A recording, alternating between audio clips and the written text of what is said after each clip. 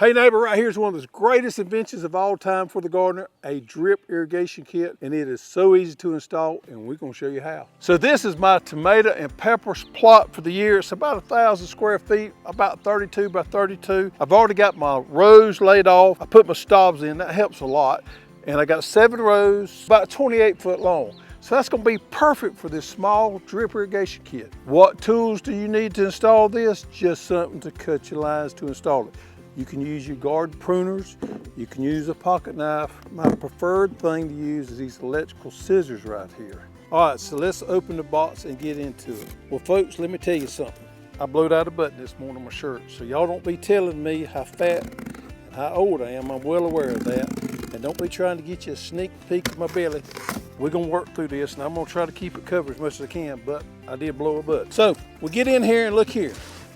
This is what we have in the box here. And let's pull it all out, turn our box over, and we can show you everything. So here's a piece of paper telling you what all comes in the kit here. We got 30 foot of mainline tubing. We got our pressure regulator combo. We got 200 feet of our drip tubing. Now this right here, there's 100 foot in each roll, and these emitters are 6 inches apart. We got our drip tubing stakes, and we got our mainline stakes. Got a hole punch and all other little fits in this bag right here.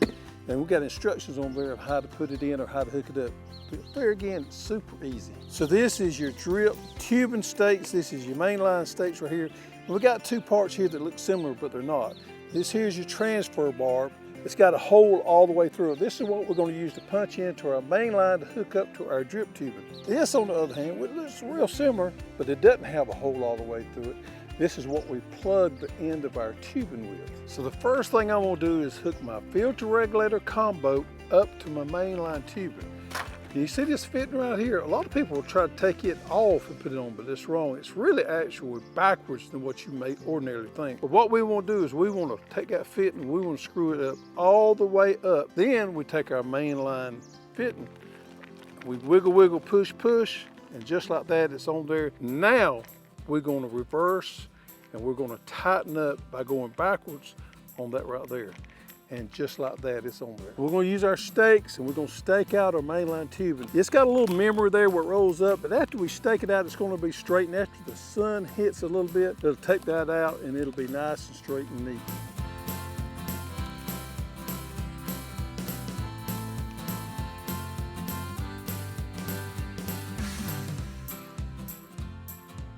The next step is we're going to take our drip tubing, hook up to our main line, and run it down the road. Okay, I know where I want to put the hole in because I got my rows laid off with those stobs here. So I'm going to come here with my hole punch, and I'm going to put it at the same angle that our drip tubing is going to run. Press it up there. I'm going to turn it, wiggle, wiggle a little bit, and you're going to hear it go pop, just like that. And I have popped the hole in the main line. Now sometimes this can be an issue. See, we got a factory cut right there at the emitter. See that swollen part there? I don't really like that, so I'm gonna come behind it and I'm gonna cut that little bit out so that I got a good place to hook it up. Transfer barb into my drip tubing, stick it in there, wiggle, wiggle, push, push, and you see there how I got it pushed in there real nice. Then I just simply find the hole I just punched right there, stick it in, wiggle, wiggle, hear it pop. All right, just like that, it's hooked up. I just unroll my drip tubing to the length I want it. I'm gonna take my scissors and I'm gonna cut it. Now I don't wanna cut on an emitter, so I'm gonna get in between it right there. I'm gonna cut that. I'm in line with my stob right here, so I got to stop it down. Take my stake, go in between my emitters there, and stick it in there and stake it in, and that'll hold it in place. Now the more the sun hits this line, it's going to heat up a little bit and better it's going to straighten out.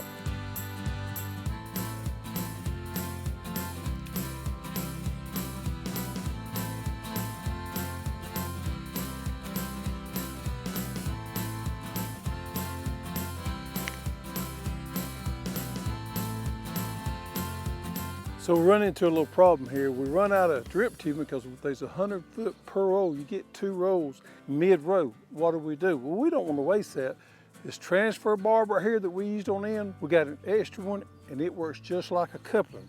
So what we're going to do is we're going to push in there and we're going to add on more tubing right there.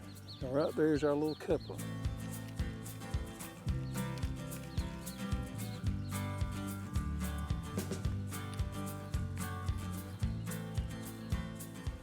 All right, so we got it installed, but we got to flush that system out just in case we got some dirt in the lines there. First thing we're gonna do is turn on that water and we're gonna flush the main line first. We're gonna put our figure 8 on the main line, then we're gonna flush our drip tubing out. Now it's time to plug off the end of our drip tubing with these fittings right here. Now remember, these look just like the transfer bars. They don't have a hole all the way through them. See these two different ends on these goof plugs or these end plugs? You want to use the little one right there for this drip tubing. Stick it in, wiggle, wiggle. See there, your plug is installed. So this size garden right here is a perfect size garden to use the small irrigation kit. This is all the tubing I got left over. We utilize all the main line and just about all the fittings. 7 rows, 28 feet long, perfect for the small irrigation kit. Now these emitters here are 6 inches apart and each emitter puts out 0.5 gallons per hour. So every foot, you're going to get a gallon per hour output of this drip tubing. Now this system is super easy to put in with just about no tools needed. I think 30 minutes one person is ample time to install it. Now when the sun hits this drip tubing and the main line for 2 or 3 hours to get nice warmed up, it'll loosen up, lose its memory, and it'll straighten out a little bit more. And we'll probably come here and put a couple more stakes in there to get it nice and neat. Now the benefits of this system is a lot. The system is relatively inexpensive. You'll save enough on your water bill to pay for the system. It just reduces your water consumption a lot. We know that's important. Also, folks, think about this. We're not watering the weeds. We're just watering the plant. So it's going to save you a lot of time weeding that garden because we're not putting water there where the weeds grow.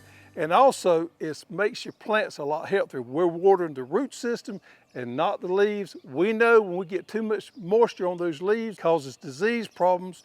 By watering just the root system there, makes a lot healthier plant. So in my opinion, this is one of the greatest things that's come along in a long time for the home gardener. These small irrigation kits that anybody can put in, relatively inexpensive, saves you money and time, helping you grow your own food.